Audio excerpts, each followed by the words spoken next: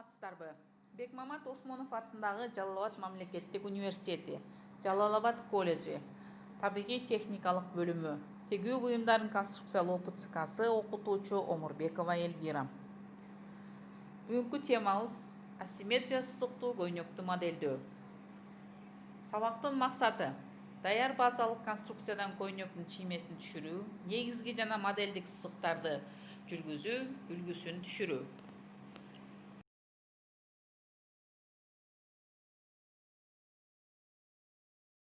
Сызыктуу көйнөктү модельдегенди үйрөнөбүз. А дегенде бизге базалык конструкциядан учан менен өңүрдүн чиймесин түшүрүп алабыз. Бирок асимметриялуу көйнөктүн сызыктары өңүрүндө болгондуктан биз өңүрдү толук түшүрүп алабыз.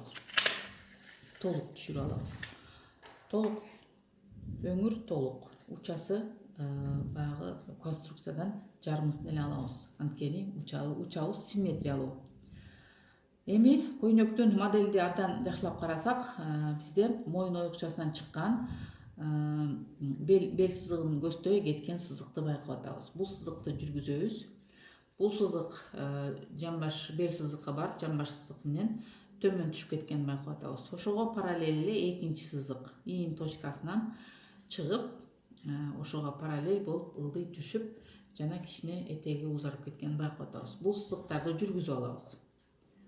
Бул модельдик сызыктар. Анан бул жактан карасак, бул жерден кичинекей бир рельеф чыгып жатканын көрүп жатабыз. Рельефти өзүбүз модельге жараша каалаган жерден чыгарсак болот. Мындай түшүрүп, түз сызык менен жүргүзүп алабыз. Андан кийин бул жерде бизде көйнөктү карасак таноо жок. Бул таноону биз бул рельефтин ичине киргизип жылдырып алабыз. Көйнөктүн этеги бели кыналып, этеги кеңейтилген болгондуктан этектерине бардыгына белгилүү өлчөмдө кенендик коштук. Бул каптал, эки капталына, мына өңүрдүн эки капталына коштук, учанын капталына коштук. Андан кийин могу жерден өңүрдүн ортосу бөлүнөт. Ошого коштук. Бул жактан бул рельефтен бөлүнгөн өңүрдүн бир бөлүгү, бул рельефтин бир бөлүгү. Кеңейтүүлөрдүн баарын кошуп алгандан кийин эми биз үлгүсүн түшүрүп алышыбыз керек. Эми анан модельди абдан жакшылап карасак, жеңдери кичине спущенный деп коет, кичине жең оюгуна иин сызыгынан кичине уланган экен. Мына уланганды мындай алып коштум. Өзүмө керектүү модельге жараша кошуп алдым. Бул жагынан да ошончону коштум. Моюн оюгуна тийишкен жокмун, себеби көйнөк модель боюнча моюн оюгу анча оюлбайт экен. Анан бул жерде баягы топчуларынын белгилерин коюп коебуз. Бунун аралыктарын дагы ушинтип белгилейбиз.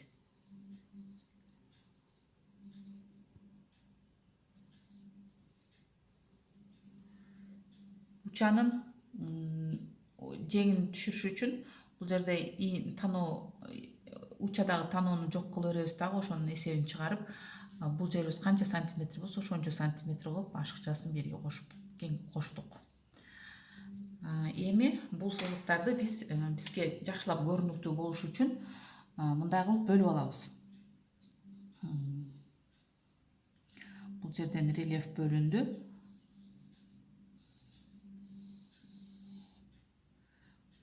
Бул жерден рельеф сызыктары.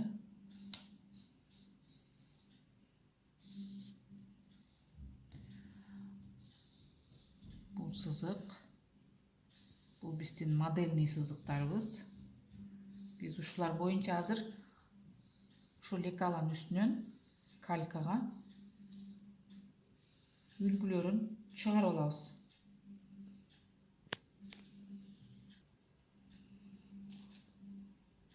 Мына үлгүнү чыгарганга биз даярдап алдык.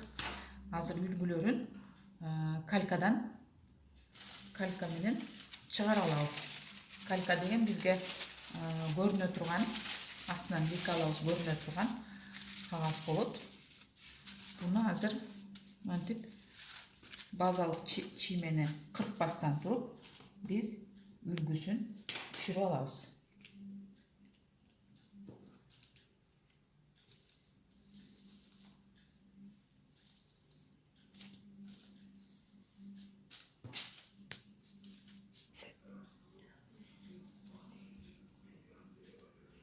Так, мына қыздар, біз азыр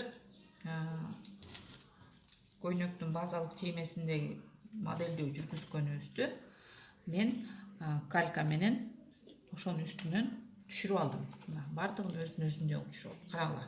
Учасындагы муногу ийиндеги таноосун жок кылып, ошону бул жерден чыгарып жок кылдык бул таноону.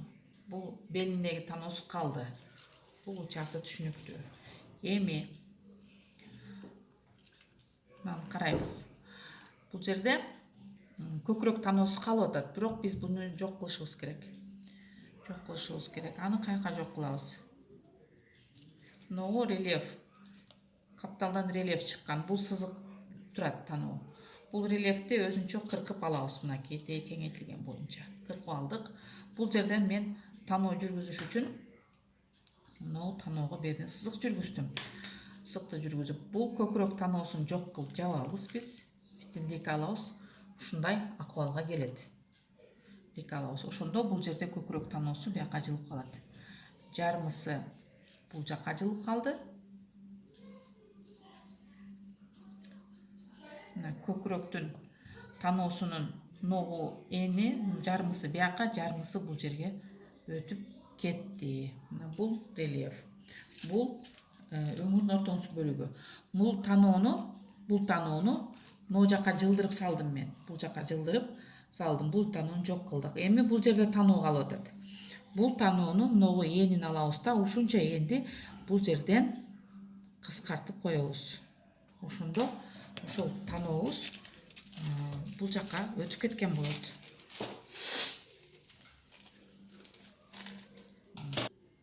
Андан кийин бул ортодогу асимметриялык бөлүк бул ошо боюнча чыкты. Бул жердеги каптал бөлүкчөсү бул өзүнчө кетет. Ал эми мына жогоруда бөлүгүнө көңүл бурабыз. Бул көкүрөк таноосун каяка кетиребиз. Буну кесип алып туруп эле буну жок кылып мындагы элестетебиз. Мында жок. Ошондо биздин көкүрөк танообуз каптал сызыкка жылып кетти. Мынакей көкүрөк танообуз. Эми бизде мындай детальдарыбызды санайлы. Бул уча 1, 2, 3, 4, 5, 6 бөлүк бизде чыкты. Мына учабыз 1, андан кийинки бөлүгүбүз 2, андан кийинки бөлүгүбүз 3, 4, капталчасы 5, анан 6-чы бөлүк. Мына биздин азыр үлгүлөрүбүздү алдык. Биз базалык чиймебизди кырккан жокпуз. Дагы бул чийменин үстүндө дагы бир канча көйнөктөрдү жасасак болот. Ошондуктан ушул бир базанын үстүндө бир канча көйнөктөр жасайбыз. Мына эми буну материалга коюп көрүп элестетебиз. Бул жерде азыр бул тигиш үчүн эмелер жок. Кошумчалар, тигиш үчүн кошумчаларды өзүбүз кошобуз. Мынакей. Биздин көйнөгүбүз азыр мындай үлгүнү алдык биз. Мына уча, өңүрдүн какеткасы, ортоңку асимметриялык бөлүгү, каптал бөлүгү десек болот, капталчасы. Бул ошо этекке уланган кошумча бөлүгү. Ошондо биздин өңүрүбүз 1, 2, 3, 4, 5 бөлүктөн туруп атат. Биздин үлгүбүз көйнөктү бычканга даяр. Эми буга биз тиккенге кошумча беребиз жана бири-бирин теңдештирип салыштырабыз. Мисалы, бул жең оюктары, ийиндерин салыштырып көрөбүз. Мына ийиндери тең. Каптал бөлүгү, мына каптал бөлүгү менен бул каптал бөлүгү тигилет. Бундагы тең. Анан этегиндеги узундуктары ар кандай болуп атат, ал модельге жараша. Ушу менен сабагыбыз бүттү. Үйдөн макетке өзүбүз кичинекей көйнөктү бычып үлгү менен иштеп көрсөк болот. Эми сабактын максатына кайрылабыз. Базалык конструкциядан даяр көйнөктүн чиймесин түшүрдүк. Негизги жана модельдеги сызыктарды жүргүздүк жана үлгүсүн алдык. Саламатта